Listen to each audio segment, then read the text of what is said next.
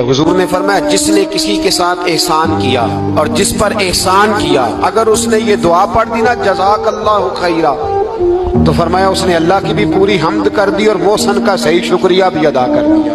अल्लाह तुझे बेहतरीन जज़ा अता करे, क्योंकि हुजूर फरमाते हैं, मल्लम यशकुरुन्नास वलम यशकुरुल्लाह, जिसने बंदों का शुक्रिया अदा नहीं किया उसने अल्लाह का भी शुक्रिया अदा नहीं करना।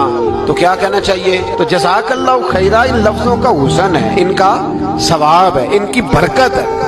और कमाल नहीं कि ये लफ्ज मेरे महबूब की जुबान से अदा हुए हैं, कमाल नहीं, किधर चले गए लोग।